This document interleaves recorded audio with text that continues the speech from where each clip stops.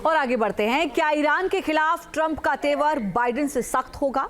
क्योंकि ईरान के खिलाफ ट्रंप की टीम प्लान बनाने में जुट गई है। अमेरिका मिडिल ईस्ट में ईरान को सबसे बड़ा दुश्मन मानता है। जब से ट्रंप ने चुनाव जीता है, उनकी टीम ईरान के खिलाफ मिडिल ईस्ट में माहौल बनाना शुरू कर चुकी है। ट्रंप की टीम में कई यहूदी हैं। जाहिर है ट्रंप की ये टीम बाइडेन के मुकाबले तो प्रो इजराइल है। तो क्या मिडिल ईस्ट में आने वाले दिनों में कुछ बड़ा होने वाला है? देखिए रिपोर्ट।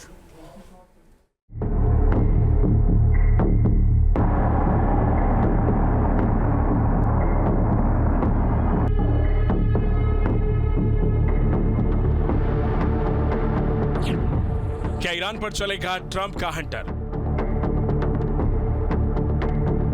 क्या ईरान बना अमेरिका का सबसे बड़ा दुश्मन?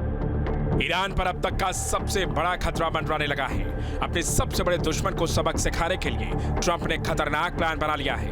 अमेरिका के निर्वाचित राष्ट्रपति डोनाल्ड ट्रंप ने बाइडेन से मुलाकात की। बताया जा रहा है कि इस मुलाकात के केंद्र में ईरान रहा, क्योंकि मिडिल ईस्ट में ईरान लगातार अमेरिका की बादशाहत को चुनौती दे रहा है। बाइडेन प्रशासन की ओर से ईरान को सबसे तात्कालिक खतरा बताया है।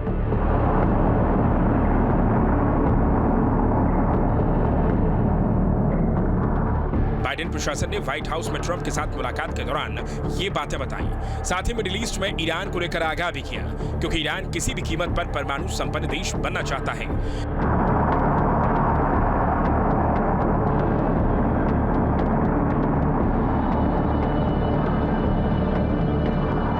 जिसके लिए वो लगातार तैयारियां भी कर रहा है।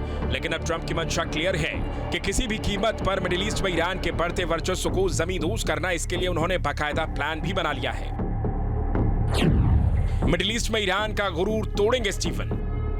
ट्रंप ने चुनाव में वादा किया था कि वो मिडिल ईस्ट में जंग खत्म करवा देंगे, लेकिन इजराइल किसी भी कीमत पर जंग रोकने को तैयार नहीं है।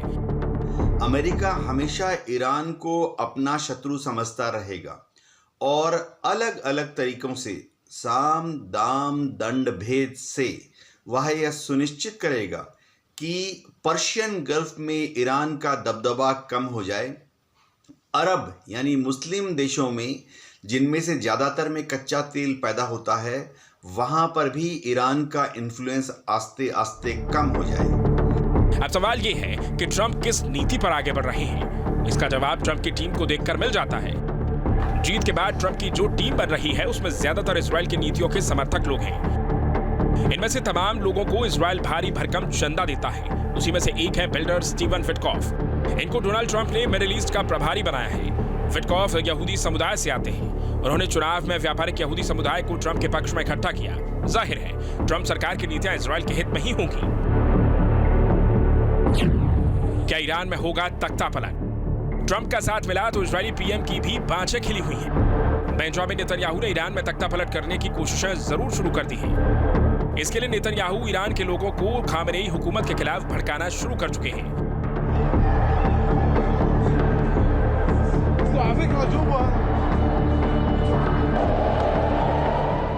इजरायली प्रधानमंत्री का कहना है कि ईरान ने इजराइल पर हमले के लिए $2.3 बिलियन खर्च किए। सोचिए, अगर इतना खर्चा ईरान के लोगों पर हुआ है तो उनका मुस्तकबिल बेहतर होता।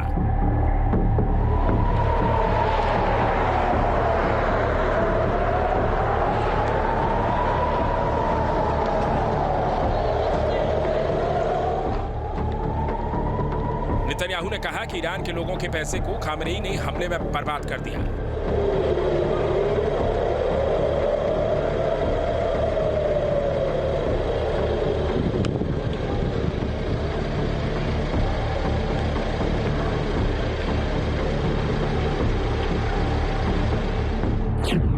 क्या ईरान ने कर लिया है परमाणु परीक्षण?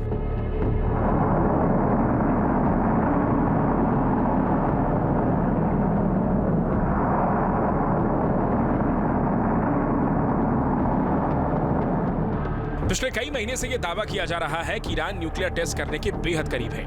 IAEA ने यह चेतावनी भी दी है कि ईरान ने अपने संवर्धित यूरेनियम के भंडार को 60% तक बढ़ा दिया है, जो परमाणु हथियार बनाने के लिए जरूरी 90% के करीब है।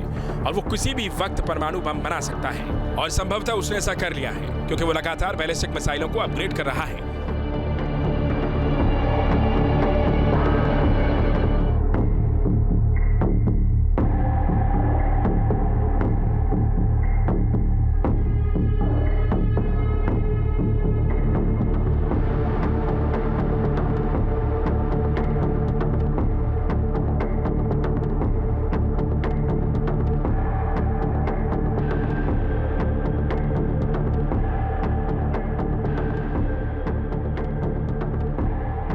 यही किया जा रहा है कि ईरान परमाणु बम बनाकर समझौते के टेबल पर आने की तैयारी कर रहा है।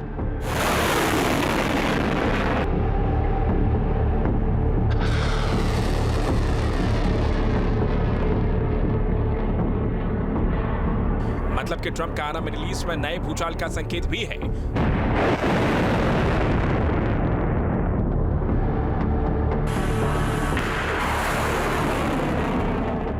जिसका दंश ईरान को झेलना पड़ सकता है। Team news nation. News nation अब व्हाट्सएप पर खबरों की ताजा अपडेट के लिए न्यूज नेशन के इस QR कोड को स्कैन करें।